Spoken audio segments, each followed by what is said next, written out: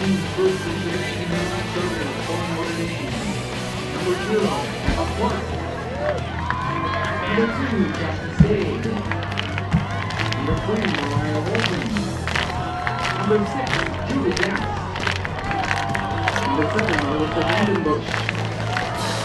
Number 8, Natisha Walton. Number 10, Sarah Sanfada.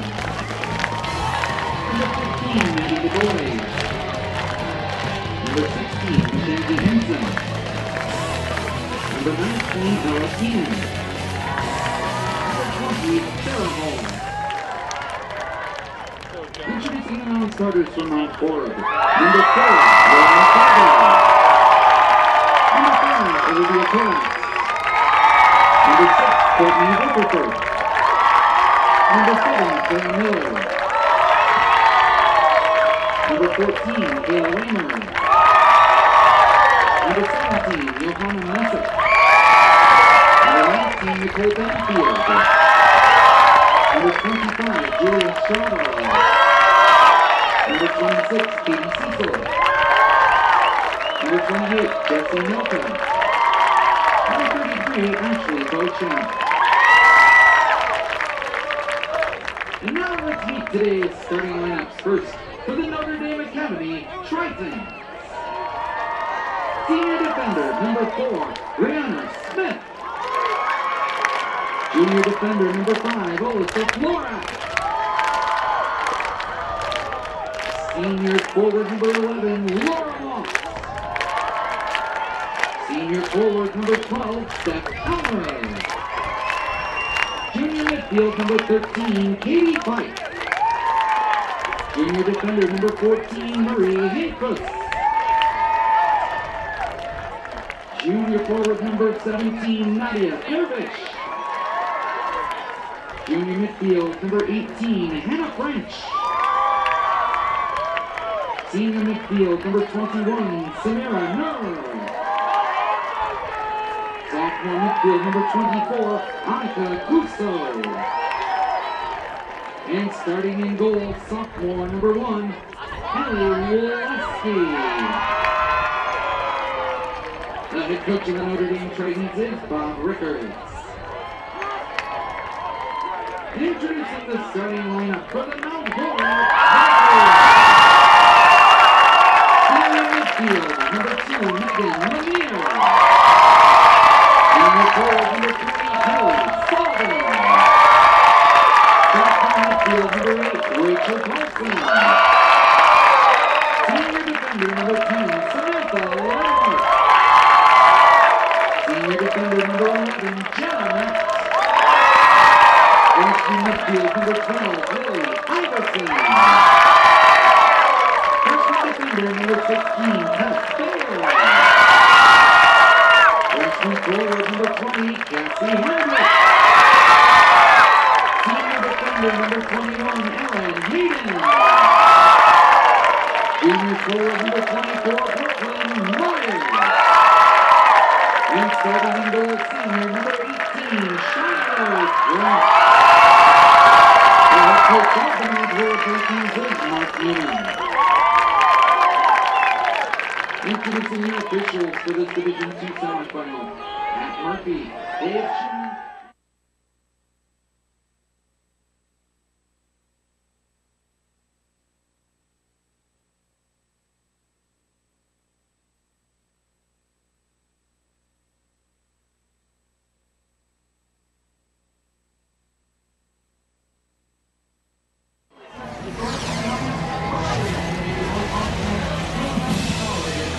This afternoon from Time Warner Cable Stadium at Uihlein Soccer Park in Milwaukee, the 30th annual WIAA Girls Soccer State Tournament continues with our first of 2 Division II semifinals.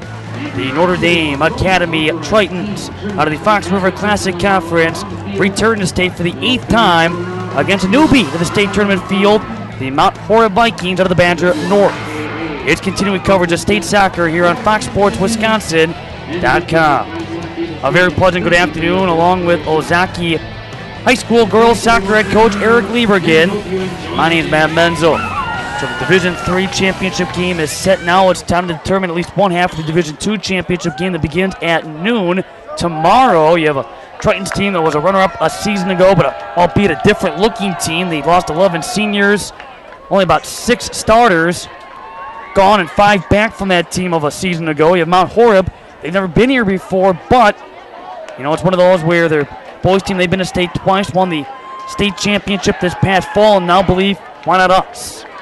And having the senior Layton team for Mount Horeb allows you a little bit comfort and a chance to build on that success through the years. So we're seeing a juxtaposition, really. One team that has a lot of turnover in terms of talent, but the coaching staff has been here, and the kids know they've seen future classes, former classes here before. What a story it has been for the Tritons, because this was a team at the beginning of the season, had 1 victory, 6 defeats, 2 ties in their first 9 games. Out of the gate, a young team, and everybody knew it, and all of a sudden they have gotten closer, they have gotten better, and all of a sudden here they are clicking, right time. They've won 6 consecutive games to return to state for an 8th time and for a 2nd consecutive year. And that's when it matters. You want to build up your momentum and be able to rally around something. So as your regular season comes to a close, you say, all right, well, you know, nothing we can do about the early onset of the season, and we started a lot of freshmen. We're not freshmen anymore. And you have sort of this second season to play on, and that's what Notre Dame has done. They're ready for this season, which is the state tournament. Cassie Hendrick, a 5'2" freshman from Mount Horeb. She is blessed with great speed. Throwing for the Vikings. Both of these teams have some exceptional freshmen. You have Mount Horeb with 7 freshmen on their 22-player roster. Notre Dame, they have a couple of freshmen, 9 sophomores. Although it's a Fox River Classic Conference that would be dubbed as a very young conference this season. Most of their top goal scorers from a year ago have moved on.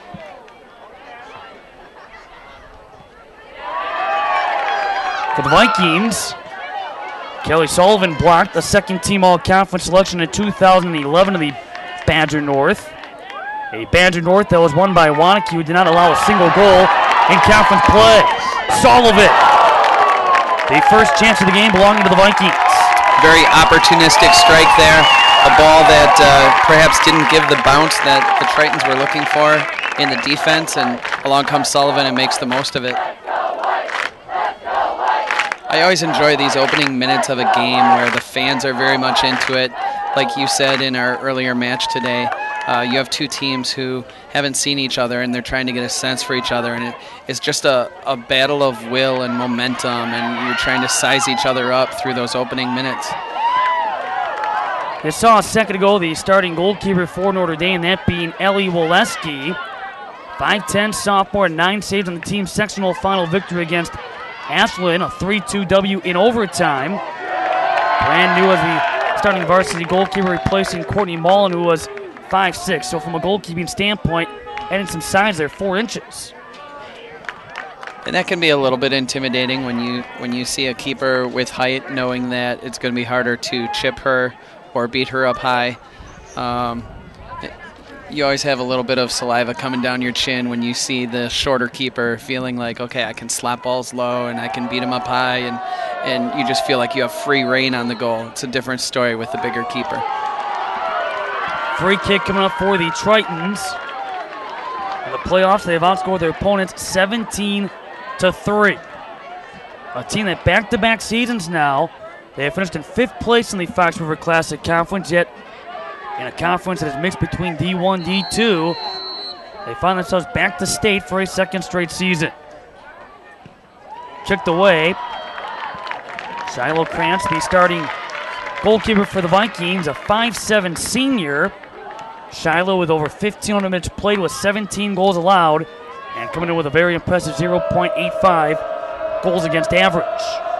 And it was unique that Krantz came out and was able to play a ball with her feet as she was still moving and didn't have her hand settled. She makes the easy save, which is, you know, whatever part of my body I need, but I'm getting this ball out of here. Here's Kelly Sullivan. That was knocked down and sent to the outside by Annika Kuso, a starting sophomore defender. Certainly, from a conference standpoint, playing teams in Division I, that's part of the mixture. That's part of the guaranteed Fox River Classic Conference schedule. Only bodes well for Notre Dame as they go into Division II playoff play. Absolutely. We've seen that through the years, whether it was a Whitefish Bay or a Grafton who was stuck in D2 for a while, that when they would get to the state tournament, they were battle-tested. And it just comes from that speed of play, playing the D1 schools who have a little more depth and a little more athleticism. Sent across. That was headed up and away by Hannah French, the 5'2" junior midfielder. She is number 2 on the team with goals and assists, but is tied for first with Katie Fifey in the point category, with each having 21 apiece.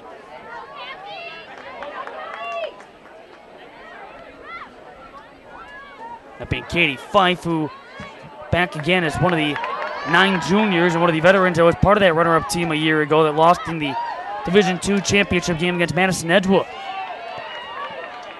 Hinkfuss now sent ahead by Alyssa Florak, the 5'5" junior. Back out it comes toward Cassie Handrick.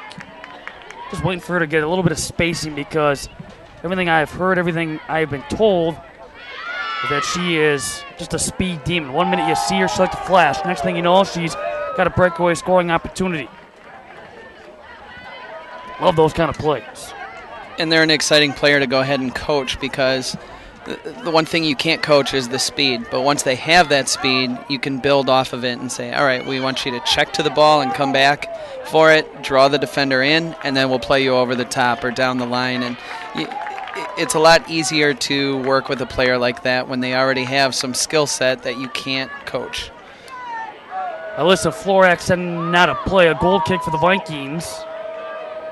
I want to go back to a point where we were talking about early in this first half and referenced the slow start that Notre Dame had. You know, so many new faces and different places and trying to fill voids, and just the daunting task of playing some of the top programs that Notre Dame had early on, including Waukesha West, who was a state qualifier. Appleton North, at the time, the defending D1 state champs. Wanakee, again, a team that ended up winning the Badger North without allowing a single goal in conference play. So you're 1-6-2, but with that being said, with a young team, with so many new faces in different places, it's those kind of games that made this team come together quickly. They were battle tested, and all of a sudden, as soon as they played Green Bay Southwest about 9 games on in, everything came together, and the team ended up winning 6 out of their next 7, really never looking back. Right. As long as you don't break the spirit of your team and they understand what the big picture is, that, hey, we're playing a tougher non-conference schedule for the benefit of our defense, for the benefit of going against opponents that have a quicker speed of play, we're going to be better off for it. Then that's certainly, you're going to have buy-in by your players, and you will see the reward of it. There's no doubt in my opinion that freshmen and sophomores no longer look like freshmen and sophomores after they play those kind of opponents, because you learn from playing and competing against some of those teams. All of a sudden now you have a little more confidence in your ability, and you're no longer that shy freshman that just wants to, go out there and not do anything that could work against your team, but instead you want to go out there and take what you just learned and apply it and help your team find a way to not only win games, but in this case for Notre Dame, get back here and defend that runner-up finish from a year ago. You mentioned a game that you did of Notre Dame's season early on, which was when they saw Appleton North, the defending D1 team, and that was really the only game where they gave up multiple goals. So throw that one away for a little bit, off night, what have you, early in the season. But when you're going up against these other D1 schools and only allowing 1 goal, you're making your defense that much more ready for the postseason. That Appleton North game coming 5 games in, and the other issue they had that night was they gave up a couple of those goals right from the get-go, and so already you had your energy deflated. Handrick, some of that speed. That deflects off of Brianna Smith. They will grant Mount Horeb a corner kick apparently as Notre Dame was playing it. Ball was not out of bounds yet. And Notre Dame's defense, though they were being attacked with speed, they did have numbers back. They were protecting the box. And so that comes with that experience that we talked about. You know, there's good discipline right now out of their defense. Jenna Matt, a 2011 first team all-conference selection on the corner kick. A right-footed swing, lifted up off Handrick.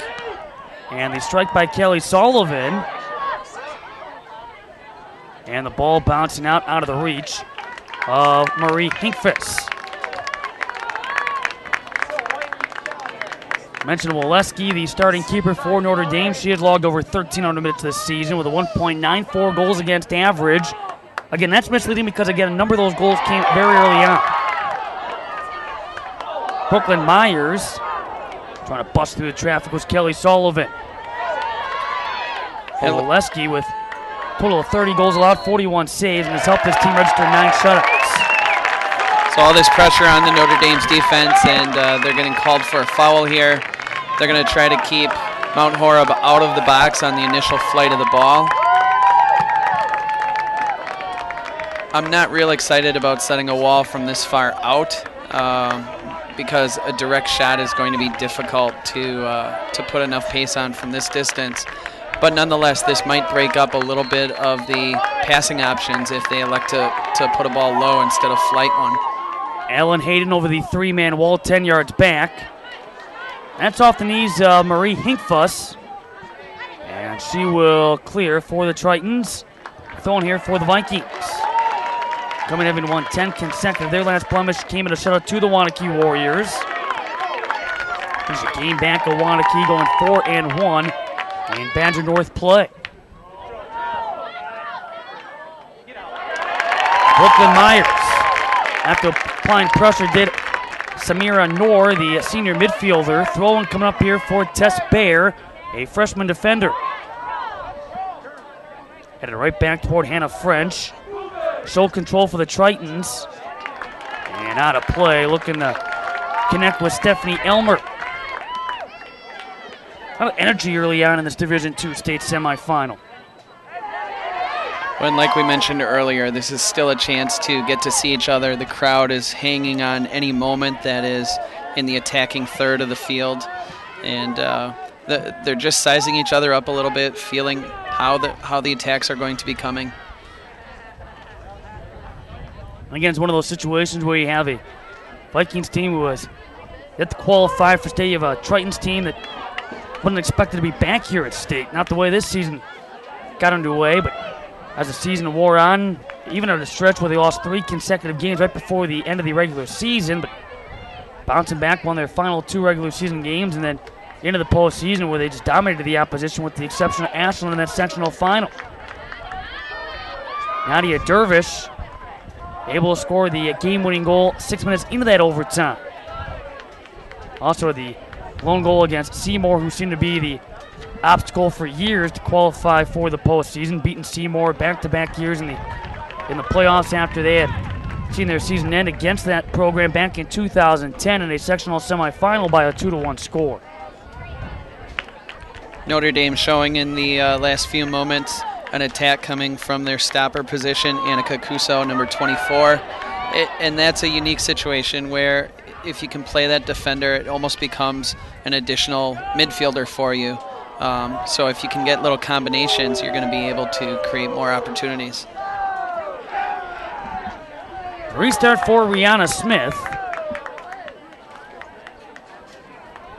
Off the left cleat with Katie Fife.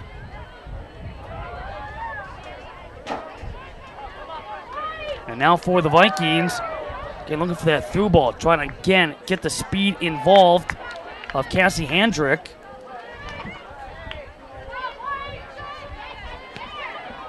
That's dumped downfield off the cleat of Noor. And this whole attack for Notre Dame starts with the ball being centrally located out of their defense. They play the ball wide to the outside marking back and then down the line. That's not really something we saw in the D3 game, the ability to use your outside defenders. And it's such an additional weapon because those players are unmarked. You have number superiority with your defenders compared to your opponent's forwards. Throw in here for the Tritons. Bounces by Stephanie Elmer and sent away thanks to Jenna Matt, anchoring that defensive line directly in front of Krantz. Another throw in here for Rihanna Smith. Smith, who had 1 assist a season ago, coming into this year with 5 points, 2 goals, and 1 assist. She had an assist 2 years ago, was off the score sheet altogether in 2011.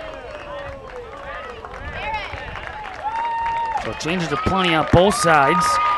Mark Newman, the head coach for Mount Horeb, he has been around for 13 plus seasons now. He also was the boys head coach, and so he was part of the raising of the golden ball in that championship Saturday back in the fall.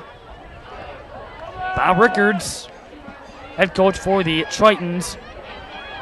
He is back now for his 8th season and is well over 145 career victories. He has 4 conference championships and now 5 trips to state. Their last conference championship coming in 2010.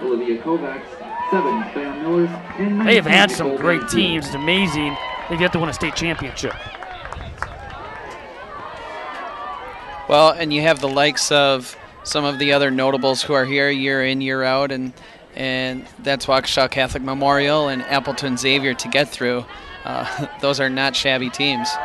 And so the difficulty is when can Notre Dame, crack through and not have to go up against one of those teams. Essentially, you're always going to need to face one of those two. Of course, they have posed that same question. Why not this year? They've had 3 runner-up finishes, no titles, and their most recent runner-up finish again coming a year ago. Otherwise, runner-up finishes in both 2002 and 2003, and they seem like they ran into on a regular basis the likes of Xavier, Catholic Memorial, and losing in semifinals in both 05, 07, and again in 2009. Off Handrick. And she comes in with 26 goals, second on the Viking roster behind Kelly Sullivan. Handrick also with 10 assists to go along with 62 points. Stepping in front, though, was Cuso. Trying to connect with Hannah French. That's taken off the cleat of Lily Iverson, the freshman midfielder. And drilled across, trying to get it up after it is Makisha Walton. That's going to belong as a goal kick for the Vikings. When I played for Abbott Pennings, which was a part of the Green Bay Notre Dame, what should we say, the family tree, so to speak, we went up against Milwaukee Marquette in a semifinal game, and that was the only way we were going to get to the Golden Ball, which was beat them. They had won it 4 years in a row and had a very stacked team, and we found a way to win that game. They outshot us, they outplayed us, but all that mattered was we found a way to win, and we came away with a 1-0 victory. So the why not us theme absolutely applies. Find a way to put yourself in that game and stick with your opponent, play hard. You'll see what the result is at the end of the game, but don't give up. I wish I could have seen Bob Spielman's face that day. He was not a happy man.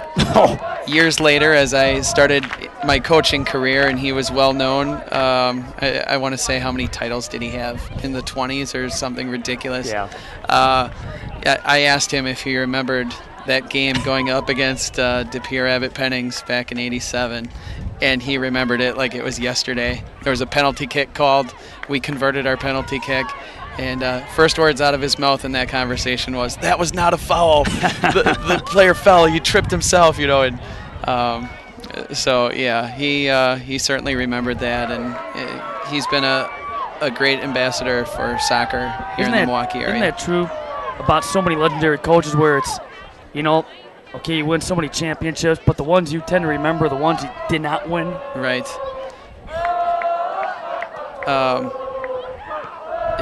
It's like anything, because you want to put yourself in that situation, and to come away with a loss in a situation where you felt like you were deserving. It just eats away at you. But the good news is it inspires you for the next season and several years after.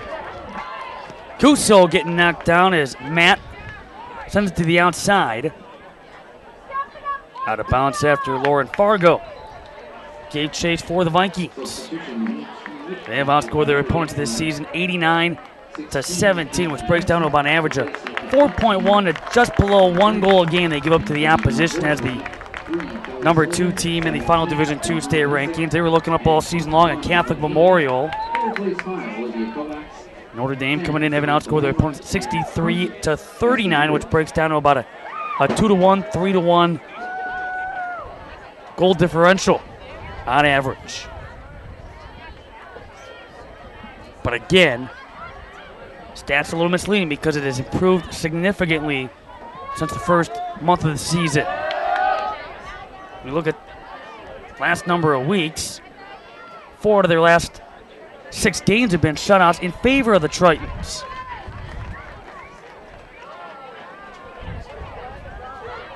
I was witness to the Grafton-Cedarburg game the other week for the sectional final.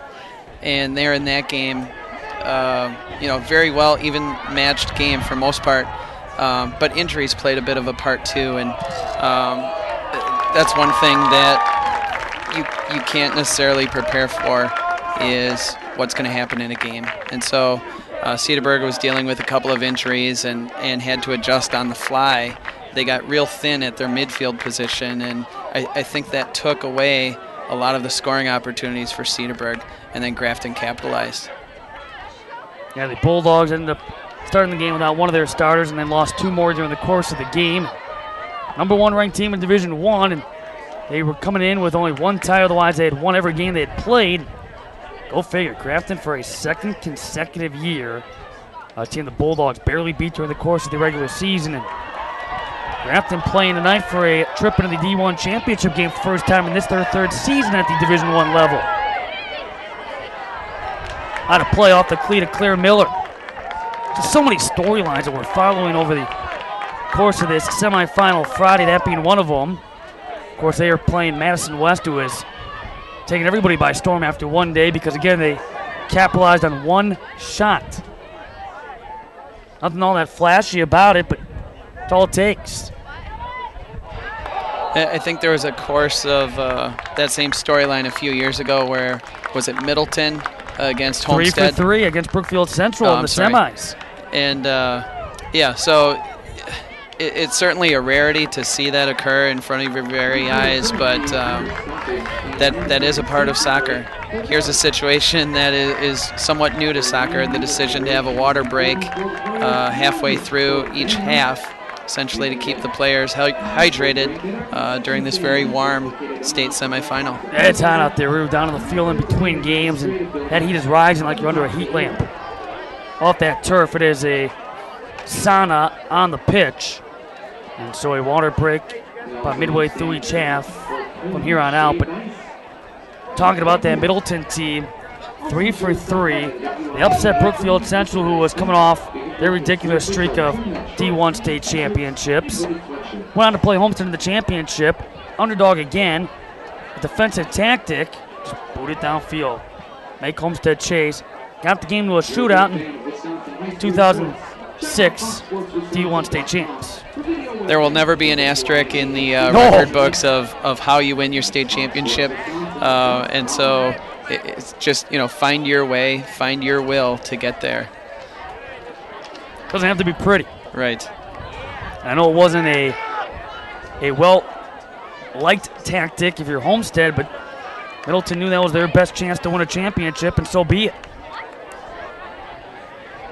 Brookfield Central won 4 consecutive D1 state championships under Brian Yetter prior to that 2006 elimination in a semifinal. And those are lasting memories in many soccer fans' minds. I think Brookfield Central will forever hold a certain level of respect just by name alone because of the tradition that was brought there by Yenner. What is a memory unless you were part of that 2004 Cedarburg team that lost 7-0 in the D1 state championship game at Brookfield Central. That is biggest margin of victory, and remember that one like it was yesterday. Casey Nagira trying to bring home the title for Hayden Knight, and that was a dynasty that Brookfield Central had. There was no derailing the Lancers with Marty Deserlay and company.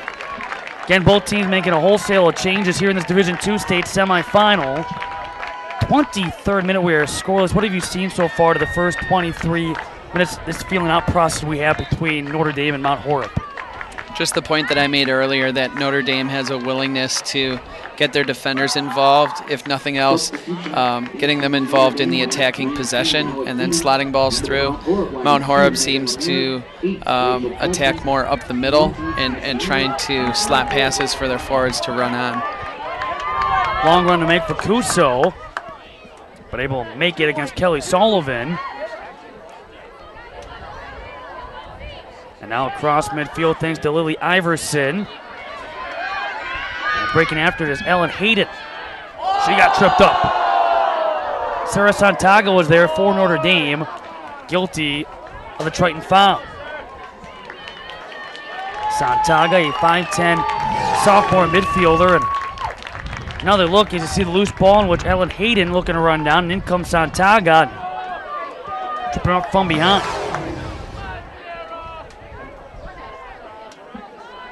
So a Viking restart. As far as their road to state, and this is their first ever appearance, the Vikings able to knock off Monroe back in the regional final round 2-1, in which the speedy Handrick was able to score twice. Beat the co-op of Belleville New Glarus, who is known as Sugar River. Beat them 6-2 at a sectional semifinal, and then Madison Edgewood is a team the Vikings beat. They've been here the last couple of years, and again, they were the D2 state champs last year. Knocked off the Crusaders 1-0 in a sectional final. The luck of the bounce, and that was the difference maker for the Vikings over the Crusaders. I get a kick out of you mentioning the Sugar River moniker, but what we really need, Matt, is to come up with one of those little names for the Lake Country Lutheran University Lake School co-op team that we'll be talking about tomorrow. I've been told this. Some call them the Uihlein. Uihlein, all right. Nothing like the Belleville New Glarus Sugar River co-op name, but it works. That's U-Lightning. Or just call them the Lightning.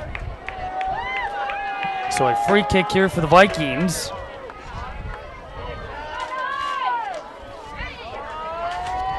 '25th, soon to be 26th minute in this Division II state semifinal. It's game 3 of 6 here on semifinal Friday. This is game 7 out of 13 of the tournament. That was knocked off the cleat of Cassie Handrick. And again, besides the entire state soccer tournament also going on from Madison, you have the entire WIAA state softball tournament at your fingertips on foxsportswisconsin.com. Today it is semifinal action for Division 4, 3, and then up to 1.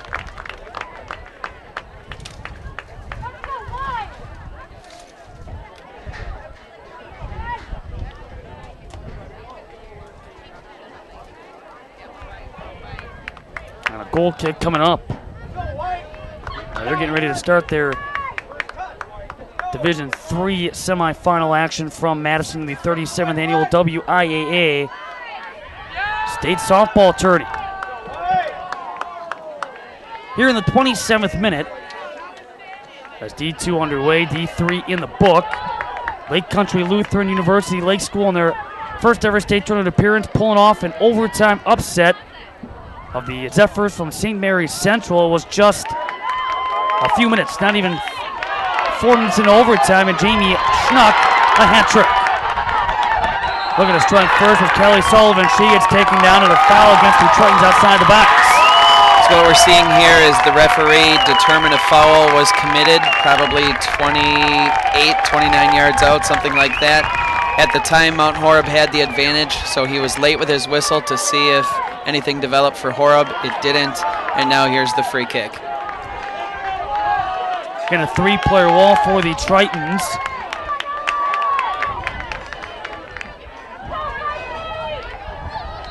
Hayden, the strike for the Vikings. Off the right-footed kick. Batted on down for the rebound. That was sent up in the air by Myers. A third opportunity sent out of play by Wileski.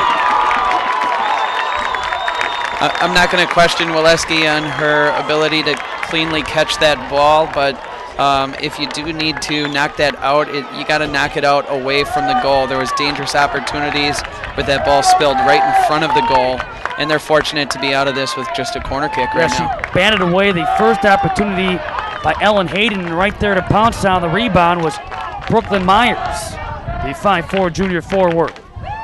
Off the corner kick. That is headed away by Annika Kuso. One of the taller players in that box area at 5'11" for the Tritons. Notice that this game started with a lot of energy by the crowd and maybe some quick counterattacks. And then we've had a lull for a while, and here's sort of a new awakening moment. High wingspan with Wileski. And the rebound for Megan Lemire, sent out of play. That all off the Jenna Matt corner kick. And Megan Lemire, after Wileski was able to reach way up there and somehow got a right hand on it to send it toward Lemire. And that's the benefit of having that height and maybe the wingspan to go ahead and knock that away before the head of one of Horeb's forwards finds the ball. Real fortunate to get out of that situation and come out of this with a goal kick. Again, Wileski adding 4 inches to that goalkeeper position from what the Tritons had a season ago. She is brand new to the varsity team. She is brand new to the program. Several years of soccer experience, though, prior to her Notre Dame days. It will come through and has batted the ball away nicely on a few occasions, although, albeit some nervous moments for Triton fans, keeping this one scoreless in the 30th minute.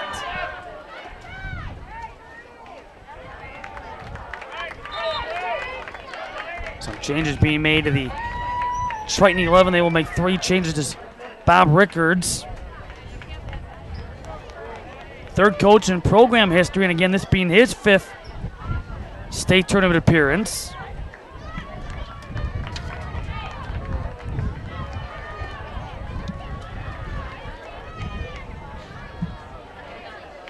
Moseney, along with Marinette Seymour and Ashland, the route the Tritons took to qualify for their 8th state tournament appearance and their 2nd consecutive. 3rd appearance over the last now 4 seasons. Off the throw-in by Baie. And now Brooklyn Myers. That's off the cleat of Rihanna Smith. Had it taken away. Handrick will send it ahead. Kelly Sullivan, bring it back to Handrick, goes batted on down, play on.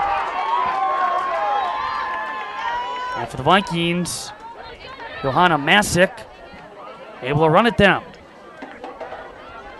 The interpretation of handling this year, the handball is a little more clearly defined. If the ball is coming to the hand, it's not considered handling. But if the hand in any way is moving toward the ball, then that's the situation. And right there, the player had their back to the ball as they turned, and it was just an inadvertent situation. The hand was in a normal stance, if you will. Off the right-footed strike there with Tess Baie.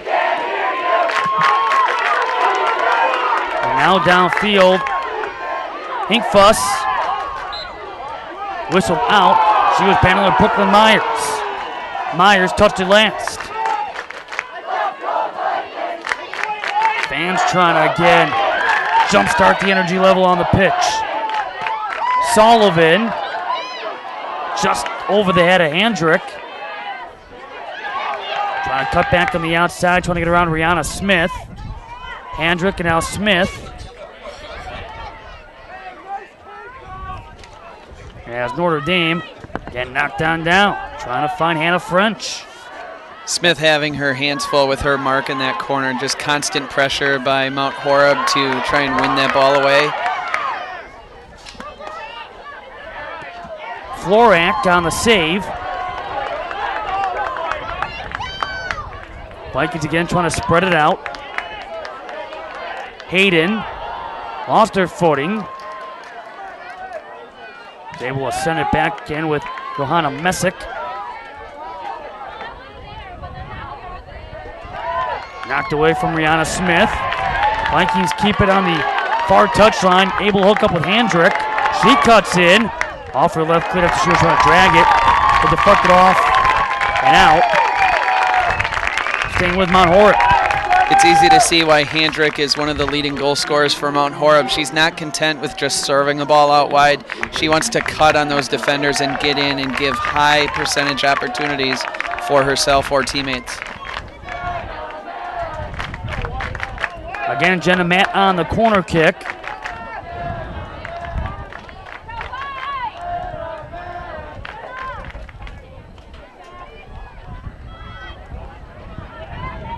And the Triton's able to clear. Staying with it is Iverson.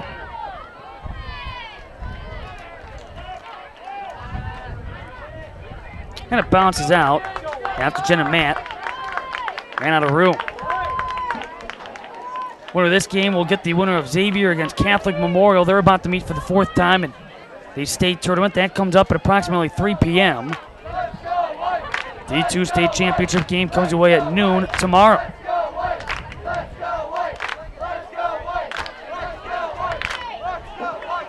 '34th minute. I mentioned the Division III championship game is set up with Lake Country Lutheran University Lake School against the Prairie School. That gets the championship day underway at 10 a.m. Unable to save it on the outside was Hannah French.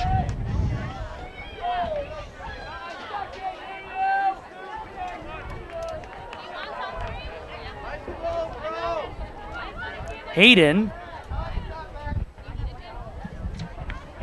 Lemire. It's going to belong to the Tritons with Laura Moss. Substitution. Again, both teams to that bench. And we talk about the heat. Albeit there's a breeze, although not sure what kind of relief that breeze is bringing for those down in the field, because as mentioned, that heat kind of rising off that turf and really heating things up on the field. But both these teams playing in some pretty warm temperatures, conditions on Saturday as well in the sectional final round of play.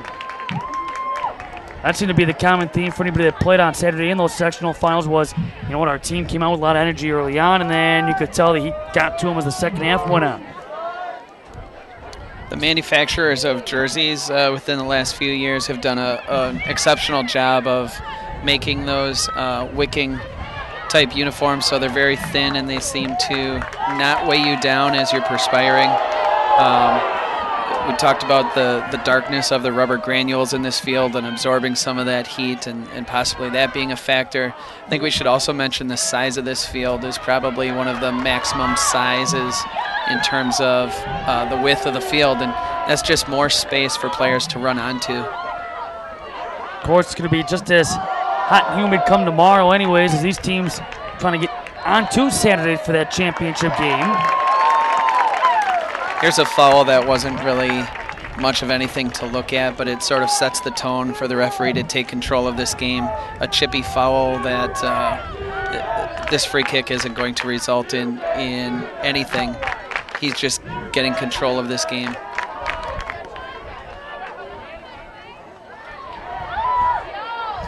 That was headed by Nicole Banfield, a 5'3" freshman midfielder. The Tritons angle in. One touch by Nor. Trying to connect with Stephanie Elmer. And a foul that's going to go against the Tritons, so a restart here for the Vikings.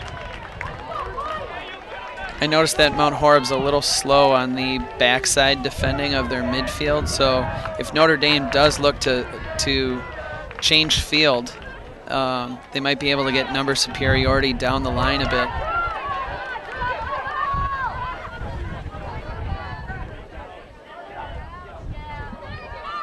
Now, coming into the season, even with so many faces, with the 11 seniors gone and 6 starters graduating for Notre Dame, team that still believes, and to this day, even with this team coming together and getting better together during the course of this now 25-26 game season.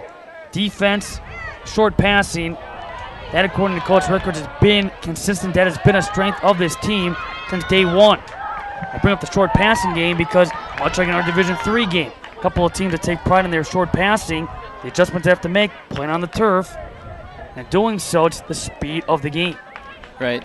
So finding the speed of that pass is critical, especially if it's here we see a slotted ball, but offsides is being called. Oh, I beg your pardon. It is a foul against Notre Dame. The fans are quite upset because they feel an advantage should have been played. I'm sorry, I got that wrong. Mount Horeb fans upset. Advantage should have been played as they were building into a really nice attack. I was going to say that was offsides. That's been a foreign concept today because we haven't had many offsides after Eau Claire Memorial set the unofficial state record with over 15 offside calls in their quarterfinal. Wow. It's unofficial because nobody keeps that stat, but I'm going to call it a state record. 5, I think, is a lot in one game. Handrick, and the scoop up for Waleski, who's been busy at times in this first half. At the Central Lakeshore Conference meeting for coaches, we had a nice little discussion. We had a team in our conference this year who, as a result of trying to keep their low roster size fresh in terms of lack of subs, they used an offsides trap. And so at the meeting we were talking about, well, how many times did you get called for offsides? And Random Lake coach determined they were called offsides at least 25 times.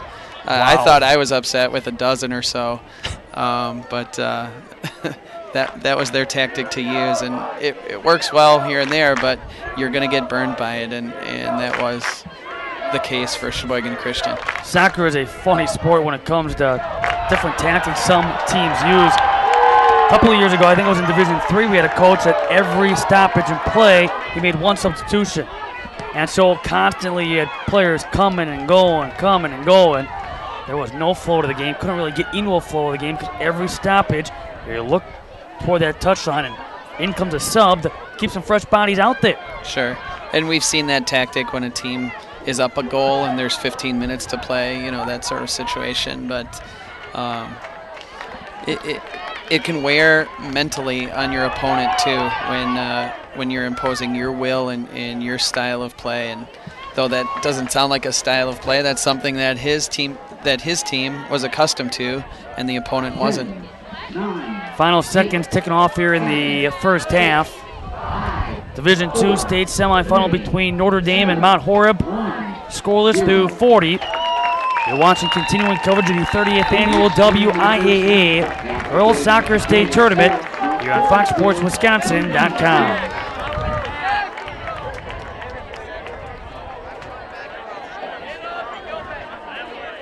Fans, we invite you to visit our Time Warner Cable Stadium concession stands for your food and drink needs. Concessions are available underneath the press box at field level and at the main administrative building in the northwest corner of the stadium up at the top of the hill. Also, while you're on the hill, be sure to pay a visit to our Kona Ice and Teleform stands. And be sure to visit the WIAA Tournament merchandise tent. Purchase your official tournament short sleeve t-shirts and hooded sweatshirts.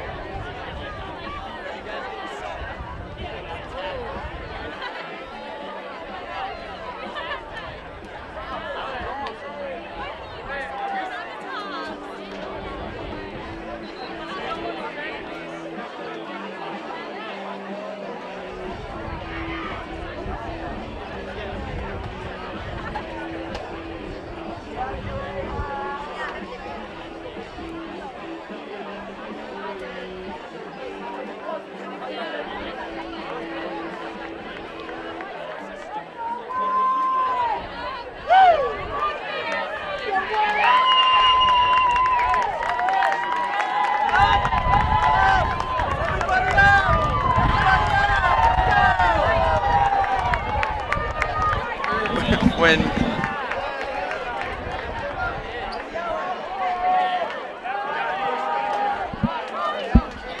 the 30th annual WIAA Girls State Soccer Tournament continues here at halftime of the Division II state semifinal between Notre Dame and Mount Horeb.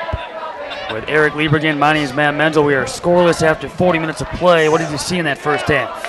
Well, like we said, it took a little while for the teams to size each other up, and we saw some counterattacks early. But in the end, it was Mount Horeb, I think, showing their will, slotting passes through to their forward, trying to win some balls off the defenders, and put a lot of scare into that Triton defense. So Mount Horeb ended the half with a little bit more momentum.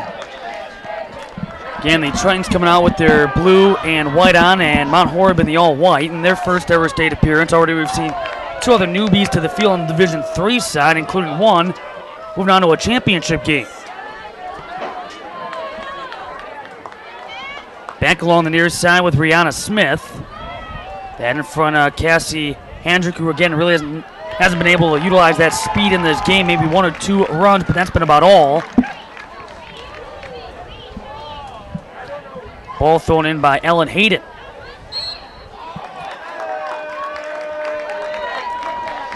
And we're picking up a similar theme here, which was the addition of many fouls being called as the half wore on.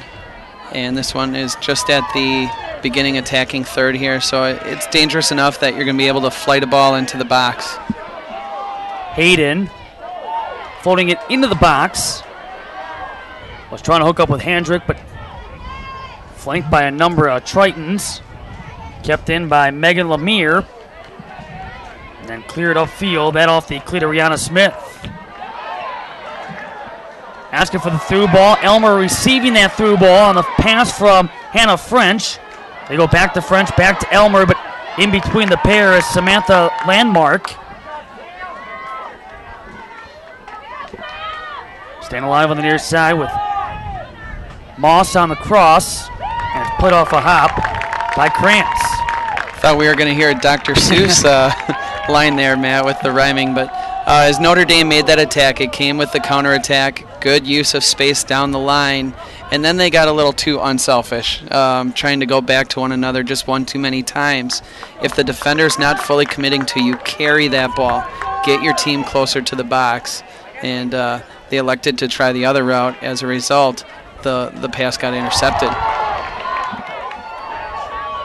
See the speed of Alyssa Florak, able to beat Kelly Sullivan, reigning second-team all-conference selection in 2011. These first few minutes, though, in the second half can be critical as well. We've seen already in a couple of games, not only today, but going back to yesterday, where teams make those adjustments. They come out, they put the pressure on in the first couple of minutes, and they're able to either tie the game or take the lead within give or take a 2-3 minute span.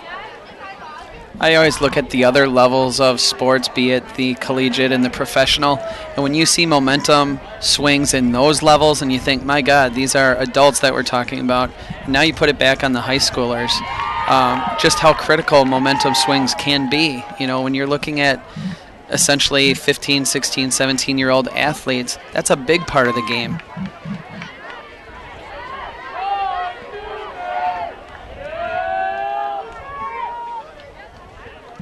That was lifted by Lemire. She was able to score, or pick up an assist, I should say, in their sectional semifinal victory against the Belleville New Glarus Co-op in that 6-2 W.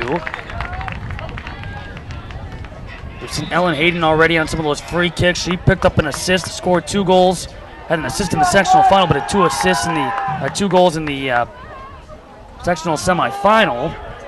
That's to that lone tally in the sectional final win against Madison Edgewood.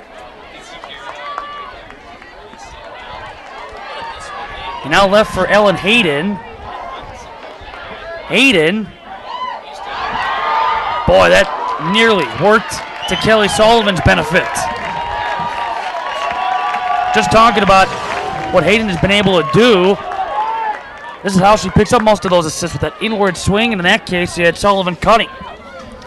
And just a lapse in the defense right there. Number 14 for Notre Dame, Hinkfist, gave up the inside position of the far side, and you know, you might be going into that attack thinking, well, my player's not involved in the play.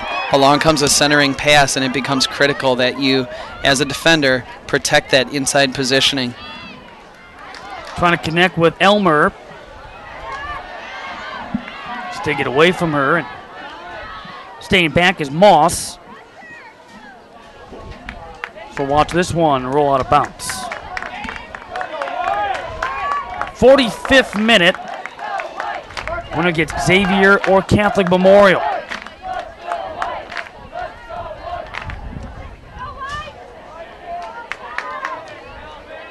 And towards Sullivan. She hasn't had many touches either when you factor she comes in as the top threat with 84 points. She did score a hat trick in the sectional semifinal victory. Goes Handrick with the lone goal on the assist by Hayden in that 1-0 victory against Madison Edgewood on Saturday. And part of the issue for Mount Horeb right now is they're not getting the ball to Sullivan inside the box or at the top of the box. So they're trying to flight balls to her. She's not going to win a lot of balls out of the air when you have the height of Notre Dame's defense on her.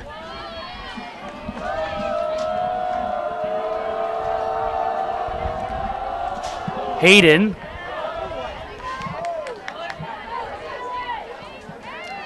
Kept down the Triton attacking end, but just over the cleat of Moss. For the Vikings, again, it's going to be Hayden down the throw-in. One of the 8 seniors for the Vikings here in their first state tournament appearance.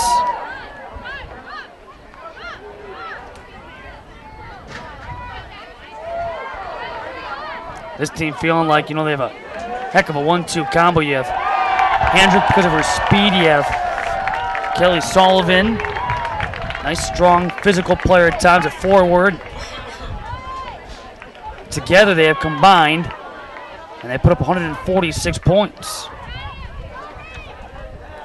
That is the heart of the offense for Mount Horeb is between Sullivan and Hendrick. And like I just mentioned earlier, you've got to be able to find those players much closer to the goal than what they're doing. And so whether that be that you build your possession and you bring the ball up here, don't just send it up where the numbers are now working against you, 4 defenders versus 2 attackers, but build it up, put that slotted pass in as you get closer to the box.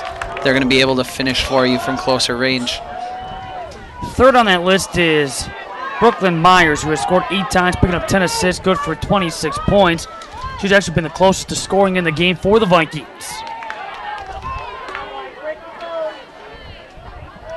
Florak. Moss.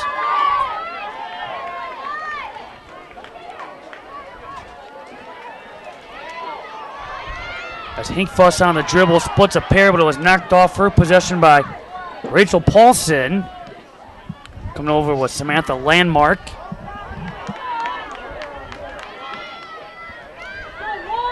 Triton's right back with Katie Fife, returning starter from that of a year ago. Again, one of just 5 back for Coach Rickard's team that was here in the Division II state championship game. Had a couple of goals and 5 assists on that runner-up squad.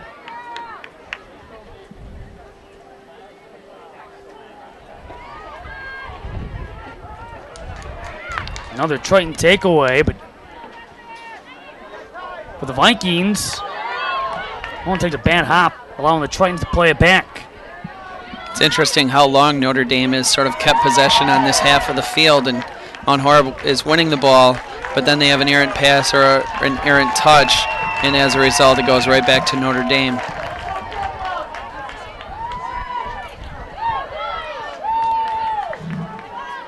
Handrick knocking it back toward the defensive line of Alyssa Florak.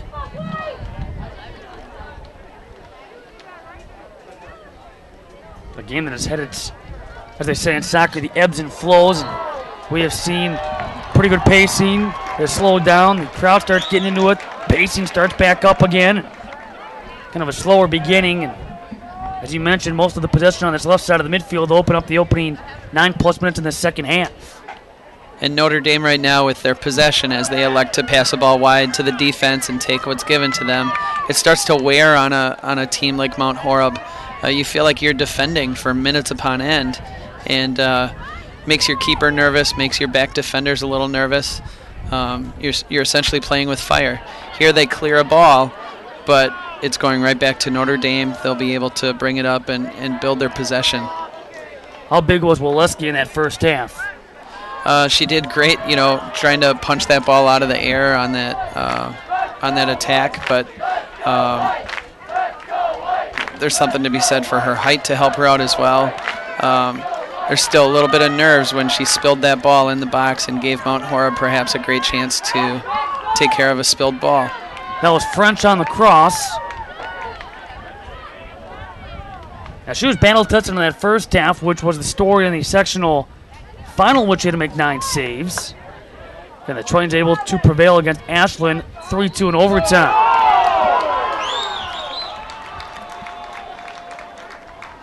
A Viking foul. That occurring here in the 51st minute. This one's interesting because it looked like the Notre Dame player came into the defender in order to try to shield, and the Horeb player goes down, and yet the call goes Green Bay's way. Very dangerous situation. You most definitely need a wall here. I would say perhaps 3 to 4 man wall, because the angle of the shot is more direct. They have 2 players near the ball. Lemire was guilty of the foul.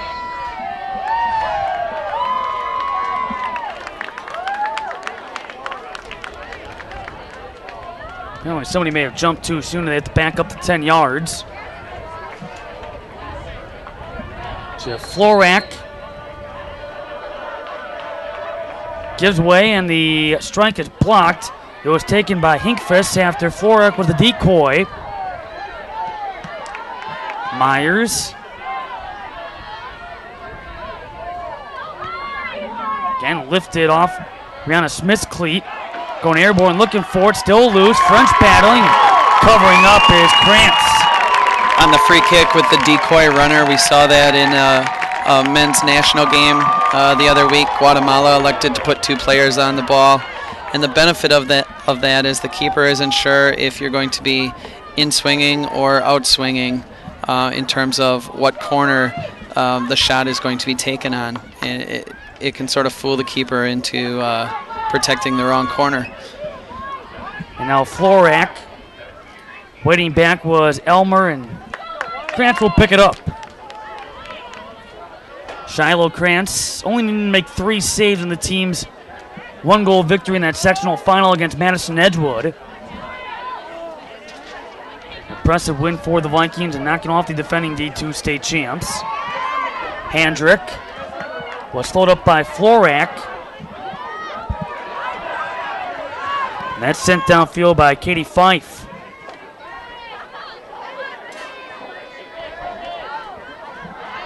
Hayden, side by side with Moss.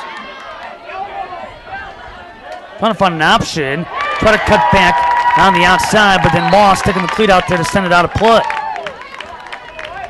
3 more changes to the Viking 11, which will also enable Brooklyn Myers to get a breather.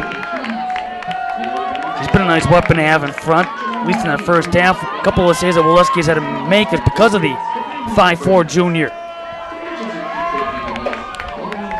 It's nice to have some interchangeable parts in your forward attack. If nothing else, they sometimes present a different characteristic that maybe the defense isn't really thinking about, having just marked someone for many minutes upon end. Now the style changes just a little bit. We talked about it last game. It's the preparation you do for a team that you haven't seen, have only read about, or kind of barely heard about from maybe another coach. In the case of the Tritons, they've done a nice job of really limiting the touches for Sullivan and Handrick, and now you have a player like Brooklyn Myers. There's only so many people you can mark up on tightly and then try to trap like Sullivan and Handrick, that Brooklyn Myers has become an integral part of his team to have success. Smith.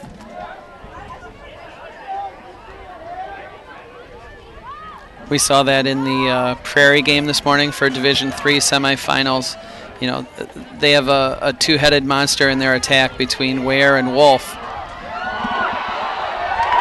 Boy, see the tackle from behind by Shiloh Krantz.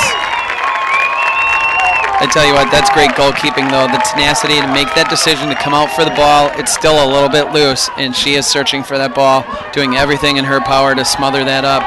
That's her box. That's right. You do what you have to do to protect your box, and Krantz doing just that. 55th minute, scoreless in this D2 state semifinal.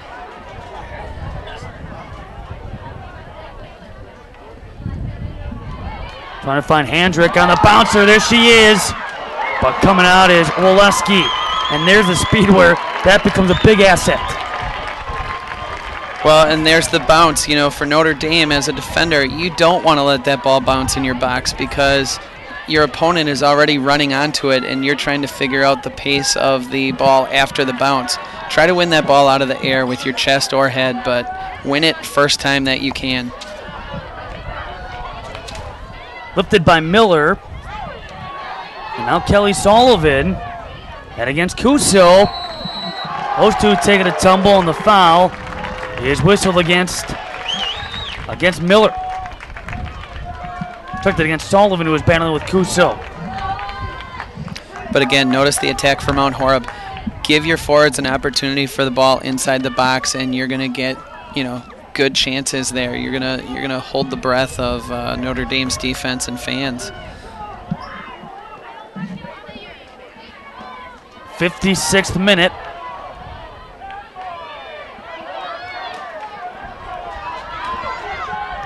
Moss. Long run to make for Hannah. Kicked around French by Messick. And past the touchline thanks to Hayden. As the Tritons now, it's their turn to make 3 changes to their 11. I like Moss's ball down the line. At the time, there was no forward that deep, but you put a ball that you know is going to stay in play deep into the defense, and you require Mount Horeb to be running back to their own goal and perhaps afraid to make a turn as the Tritons are going to be pressuring them from behind. Rihanna Smith on the throw-in. Headed away by Hayden. Florak.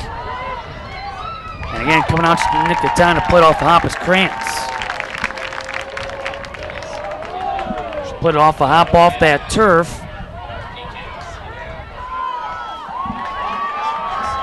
See if the Vikings can counter. On the outside with Cassie Handrick. Hinkfuss. Now will stay with the Vikings. Certainly they have held their own in their maiden voyage. 58th minute. Coming up in a couple of minutes. We'll have our next water break. At the midway point here in the second half as it gets nice and toasty on the field. I'm expecting the same weather forecast coming up for Championship Saturday. And I'm under the impression the rain will wait and hold off until late tomorrow night, which always good news. The Tritons will get ready to throw it on in. Now with the new turf, no longer can we have flooding issues. Right, and they have great drainage underneath this field as well. So what game was that? A D1 game that actually didn't finish? Was it Wanakee? And DSHA. That was back in 2009, if memory serves me correctly. They all run together after a while.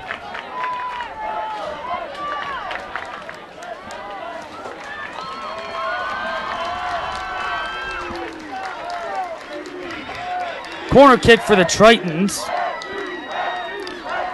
And the Tritons are certainly pushing up defenders now in this corner kick. They brought their defender number 5 all the way up and 2 other marking backs. And we hear a whistle.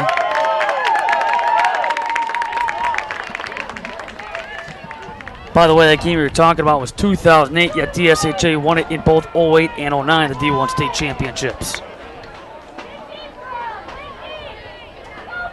That was a situation where we had lightning and a downpour. The rain is just coming down very heavy. We waited 30 minutes, had another lightning strike, needed to wait more, and at that point there was too much standing water on the field. I think the first time for the state of Wisconsin to... Well, here comes Miller. Oh, she got tripped up in the box, and the whistle is blown. He is making the call. I think it is the right call. She had a clear breakaway to the goal. Misfortunate event here. No one wants to see a game decided by a penalty kick, but she had a clear breakaway to the goal. Here in the 60th minute, a penalty kick coming up from Mount Horeb. Second penalty kick of the tournament. Rihanna Smith on the trip up. It's Rihanna Smith tripping up Claire Miller.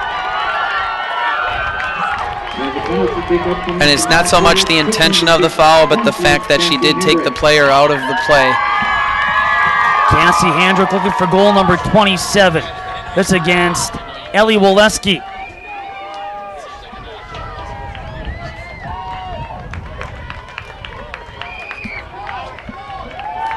Keeper trying to sort of ice the kicker, if you will, showing that she knows the limits of the box, the height, the width. It's very lonely waiting for this kick. Vikings lead 1-0.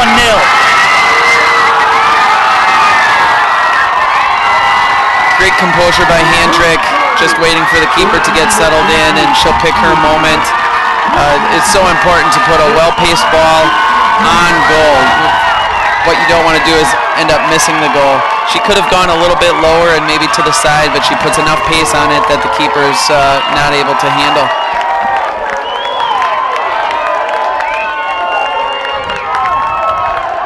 60th minute, the Vikings, in their first state tournament appearance, have a 1-goal lead on a penalty kick goal for Cassie Hendrick, her 27th of the season.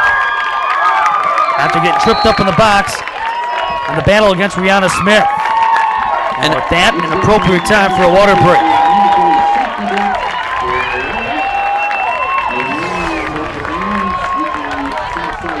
Here's the play one more time. Trying to find Miller. Miller battling, gets in front of Rihanna Smith. And then, looked like just kind of clipped that heel of the cleat. Absolutely. We talked about Miller coming in as a sort of change of pace forward, perhaps giving a different skill set or a different tendency. In this situation, as Miller made a run through on the play that built up into the attack, she got inside position on her defender, and Notre Dame just couldn't find their way around her. Now they're chasing the ball from behind, and you just had a tangling of legs. So the Vikings striking first. As you hear in the background, the crowd has only got louder. Right. Well, and this is definitely one of those big momentum swings, because we saw possession from Green Bay Notre Dame, and it was quite quiet for Mount Horeb's forwards. And then along comes an opportunity, and they make the most of it.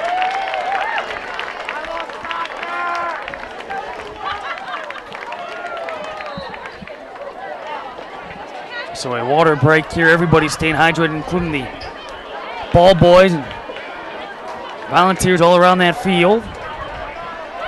And if there is a moment for the Tritons to have a water break, it's right at that moment where the coach can just sort of collect his team and say, all right, this is how it broke down. No more in the defense like that. Let's make sure we clean this up. Offensively, what are we going to do? Do we want to use our wings, play more of a 1-2 combination against an outside back? You know, whatever their style of play is, he has a chance to sort of impact to his players what they're going to do, get them settled down.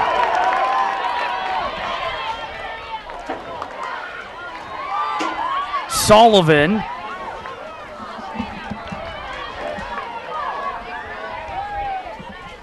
Out there with Ella Keenan. I had this conversation yesterday up here in the booth, and I think it's such an interesting point when you think about the sport of soccer and the way things tend to play out. As Keenan with that latest Triton attempt. There aren't many sports of any other sport where one team can dominate and yet the other one will still find a way to win, in the sense of, okay, most of the possession's been with the Tritons. We saw that in yesterday's game, in which all of a sudden Madison West was just dominated by DSHA, yet with their own shot they go on and win the game 1-0. Here you go. You have Notre Dame with the bulk of the possession here in the second half, yet Mount Horeb able to get one opportunity, foul in the box, get a penalty kick, and now they have themselves the advantage. Stay with me on this one, Matt, but how about the sport of ultimate fighting, where someone is coming strongly with the attack and you're back on your heels, and then you do a rear chokehold or something like that. I don't know, I'm not a ultimate fighting expert, but just the notion where someone is on the attack and you find that one window to go ahead and capitalize. Correct me if I'm wrong, though. Isn't most of the results in a sport like that a judge's opinion? Yes, it is. I was just trying to unravel you there with the ultimate fighting. I don't know if that worked, but I thought you were going somewhere else. Yeah, but that's a big part of soccer. It's what makes it unique and exciting, is you don't have a coach that's calling a play. You have players reading the game, and it's like a pickup basketball game with attacks and counterattacks. Everyone's on offense, everyone's on defense, and away you go. I will say this, we have learned a lot about you in the first two games, because now we have UFC references. In the first game, we had nothing but boxing references. I just want to give you a taste of what could come tomorrow, right, of Championship Saturday. We'll be back here for all three championship games, with the coverage getting underway at 10 a.m. Our D3 championship matchup is set. Lake Country Lutheran University Lake School against the Prairie School. Lots of schools going at it as the D3 champion to be crowned. Game starts at 10 a.m. We'll have a moment here in the 63rd minute. Your thoughts on that matchup after we just watched those two semifinals? I think Prairie School has the dynamic front of their forwards who can attack with speed. They're also patient with their possession, and they know how to turn or hold the ball and set up a teammate. And then Lake Country, just their sheer will to find a way to battle back and win. I was real impressed with their offensive attack and to use speed, if you will, just to separate away from a defender and win a ball that looked like it was 50-50. Here's Rihanna Smith. That was redirected initially by Lemire. Play on here in the 63rd, soon to be 64th minute following our second and final scheduled water break. Swung in off the cleat of Walton, and coming out again as Krantz. Do you have the player name handy, Matt, for Lake Country Lutheran who scored the game winner? And that was Jamie Schnuck, okay, who was able to score a hat trick.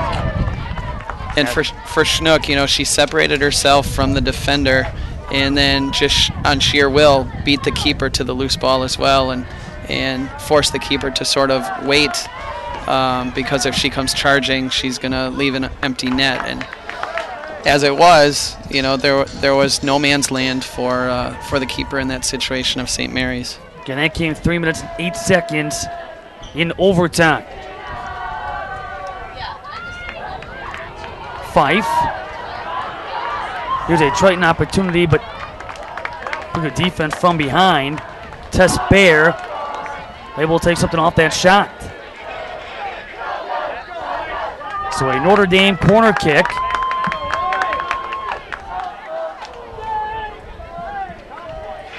Sontag on the bench trying to find Keenan. Kept alive and played to Rihanna Smith. Sent right back out to Alyssa Florak. 65th minute.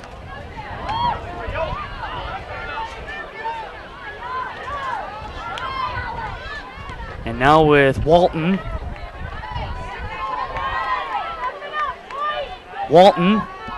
Again, she'll swing it in, but right there is Krantz.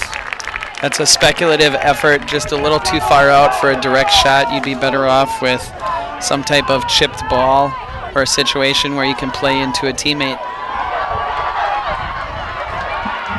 Claire Miller looked into the box, but again, coming out defensively is Woleski.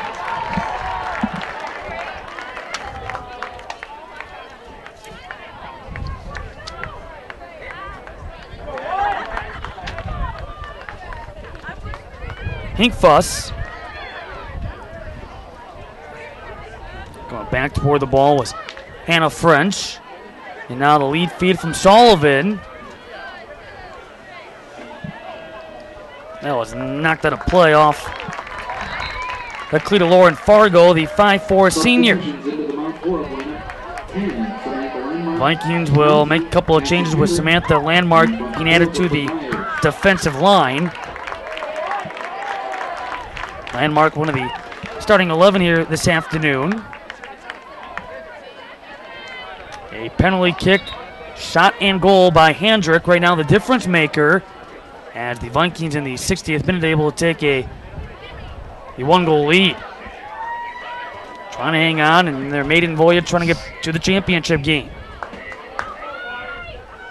And again, Catholic Memorial and Xavier coming up after this one at approximately 3 o'clock. John Burke's team, not to be in the championship game a year ago. In fact, that's the first time in their state tournament history that they were one and done. As last year they would go on and lose in overtime against Madison Edgewood 1-0.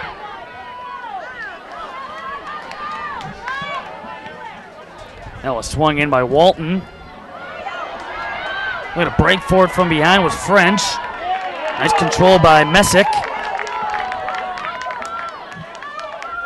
Walton. Rihanna Smith. Sent ahead by Walton. And she'll wait back on it. In front of her is Johanna Messick. And now French. Back out with Handrick. Handrick here in the 68th minute, getting by a pair. And now cross midfield, waiting on side is Sullivan. Now the through ball for Sullivan and the offside flag going up. She was waiting to stay on side a little bit, and then she took off, and the through ball came her direction to the flag quickly. Raised on this near. Hard part for that is to just hold your line and wait. She'd be better off coming back to the ball and curling her run so that you continue moving and you sort of give a target sense for Handrick where to play you. Nice job of Notre Dame of recognizing that and making one final step to make her offsides. Well, that took a bad deflection off the knee of Hayden. Now an opportunity for the Tritons. French. Not much on the kick in front by Ella Keenan. Keenan coming in with a couple of goals, 4 points. 6 shots to her credit coming into the state semifinals. And a Triton foul. The Tritons are sort of knocking on the doorstep, but they're not finding a way to give themselves the best opportunity. And I think some of that is their crosses are too flat.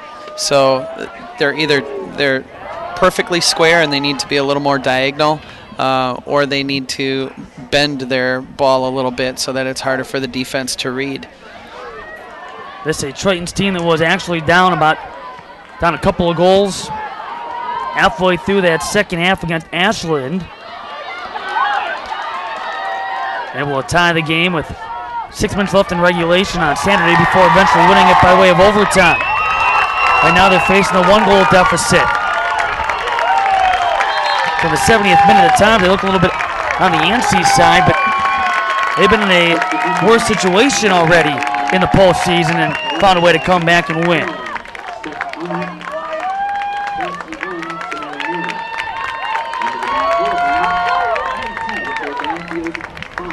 In the 70th minute for the Vikings. Olivia Kovacs, the junior defender, on the throw-in.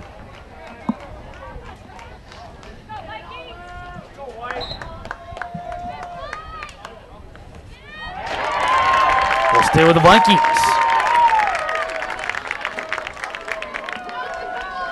Love that as a Viking fan, as a Viking player, because every time they knock it out, again, seen more time tick off as you try to milk that clock and take your time to toss it on in. In this case, Tritons try not to waste any time. Set up for Alyssa Florak.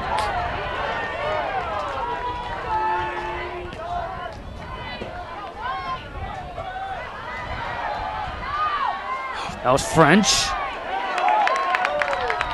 There's all kinds of bodies in that box area. French was trying to pass around 2 or 3 Viking defenders. I held my breath for just a second there, thinking we were going to see a handball as that ball tried to be cleared out by Mount Horeb, and it was right about waist height into one of her own players. Here's Dervish. She helped jumpstart that comeback on Saturday before eventually scoring the golden goal. Dervish keeping it from going out. Trying to cut back in on Brooklyn Meyer. Sends it across. Cuso. As we have reached 9 minutes left in the second half. All the way down for Alyssa Florak to chase after. So you've seen on the screen, they pretty much have sent one up on the attack, but they've kept everybody back, have the Vikings. Well, and that's what you need to do. Mount Horeb doesn't need another goal, right? What they have to make sure they can cut off passing lanes and they get as many bodies back as possible. There's a bad hop. Oh, knocked away before French could get a piece of it. They first took a bad hop around Elmer, and then French had an opportunity, but it bounced by. I feel like most of the games already in this tournament have been in this situation where a team may be down a goal or whatever with less than 8 minutes to go in regulation. Nice turn here. Fife. Back out, Dervish. But notice Fife had 3 defenders that she had to get through. She had one in front of her and 2 right behind her, and that's too many sets of legs to try to beat on a cut or dribble. So great job on Mount Horeb's part of recognizing where the danger is and collapsing on the ball.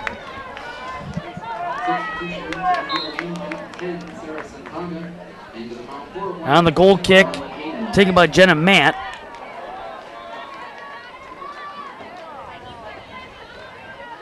Dervish.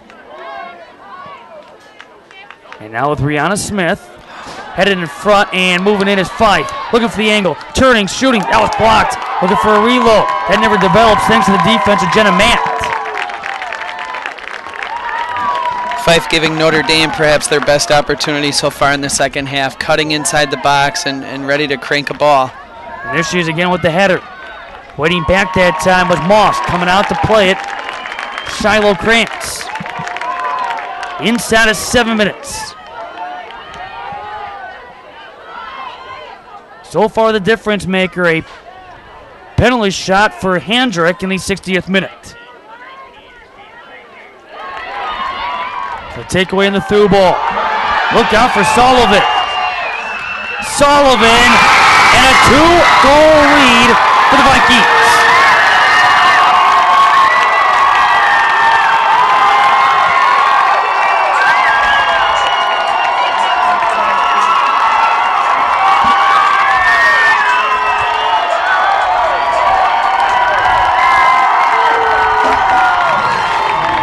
Breakdown in communication for Green Bay Notre Dame. You're going to see the defenders pull up a little bit, thinking that the keeper's coming out and she's too far back.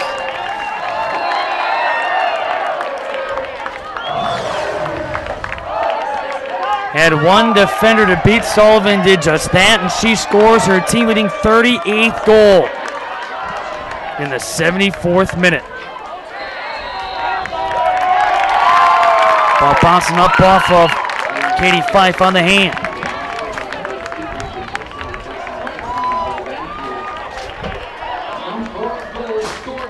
So the Vikings, their first ever state tournament appearance, up a couple in what has been, it continues to be an unpredictable, wild, and wacky state tournament. When they're an opportunistic team, right? They're going to look for their moments, and they're going to put their best players in great situations. And there you had a chance to split through some defenders and use your speed. And it was a nice slotted pass by the midfield to put that ball in. Thing is, too, when you look at this matchup on paper, if the Vikings are able to hang on with this 2-goal lead, technically isn't considered an upset when you factor the Vikings' number 2 team in the final D2 state rankings. Trent's came in unranked, and again, just able to turn it on over the last month of the season. But with this being their first ever state tournament appearance, a squad that knocked off the defending Division II state champs to get here. Triton's now, granted, they lost 11 seniors, and 6 of those being starters. Still an experienced team. Still would have given the nod to Notre Dame. It was just a game of momentum swings, and at the time when Mount Horeb scored their penalty kick, Notre Dame had much more possession, much more opportunities, and Horeb sort of shuts the door, so to speak, with sliding home the penalty kick. Then again, you have Notre Dame still trying to get the equalizer, and a lot of possession, a lot of chances up top, and Horeb sort of giving up some of their offense to play defense. They get a chance to carry the ball up the middle and slot home their forwards, and they make the most of it again. This is a game that was scoreless at halftime.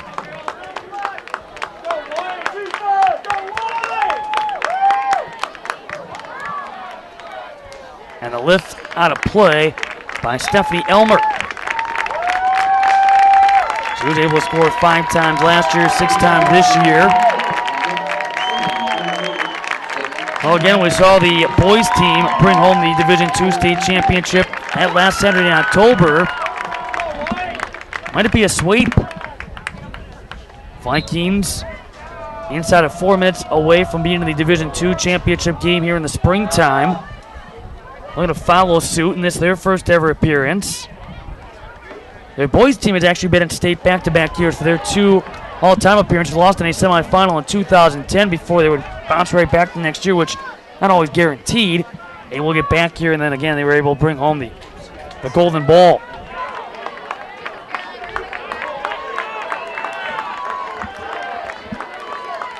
Hinkfuss Florak. And a Viking foul. 77th minute. Hendrick and Sullivan, that's been the 1-2 punch all year, and sure enough, the two that have picked up tallies for the Vikings. Where Sullivan potentially with the knockout punch. Saving the day is Krantz. There's a dangerous shot where the keeper's off her line a little bit. You're not expecting a shot from that distance to be on target. And she did well to just parlay that ball over the top and live to fight another day.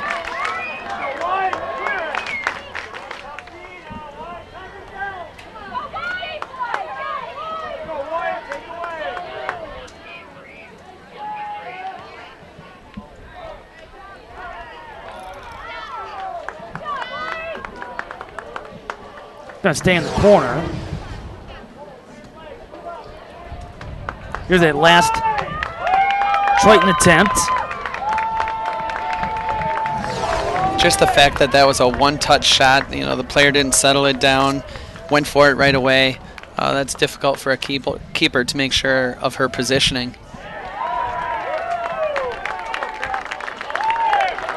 Third consecutive corner kick for the Tritons and Samira Nord.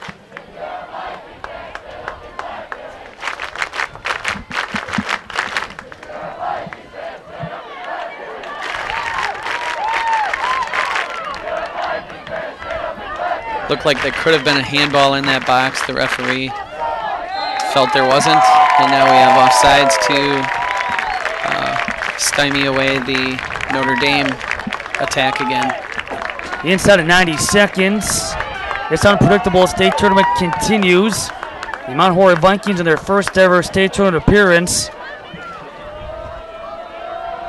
just about have officially punched their ticket into that Division II state championship game. And against Catholic Memorial or Appleton Xavier. Now the benefit of playing the first game of a semifinal is your whole team will have the opportunity to go ahead and scout, if you will, the next opponent. And everyone has a sense of calm then about that second game. No matter who the opponent is or how strong they are, you're going to have a chance to get a good read on what your duties will be the next day. Sullivan against Florak.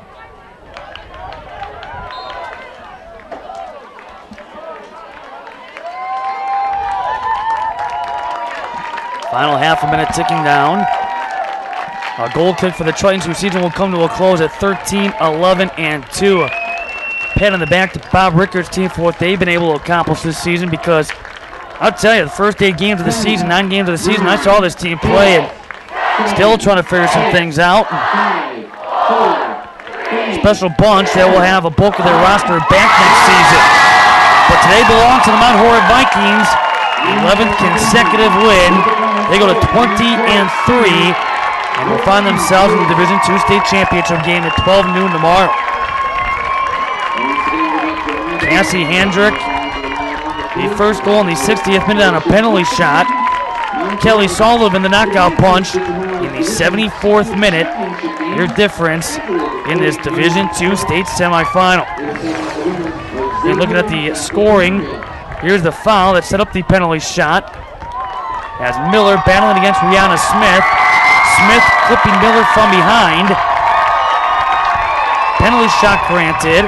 Taken by Cassie Hendrick. Scoring her 27th goal of the season, going high on Woleski. And giving the Vikings a 1-0 advantage in the 60th minute. And then some 14 minutes later, one more for good measure. You watch right here as the Tritons, it was taken away by Megan Lemire. Great through ball, able to hook up Kelly Sullivan. Her team leading 38 tally. Coming away out was Ellie Woleski. And this one final with Mount Horeb victorious 2-0. Coach Lee, we'll see you tomorrow for Championship Saturday. That begins at 10 a.m. We will continue, though, with our second Division II state semifinal. It's Catholic Memorial against Appleton Xavier coming up at 3 p.m. For our entire crew, Matt Menzel saying so long, good day from Time Warner Cable Stadium at Uihlein Soccer Park in Milwaukee. We've been watching continuing coverage of the 38th annual WIAA Girls Soccer State Tournament on Fox Sports Wisconsin. Very pleasant. Good afternoon. And please drive carefully on your way home.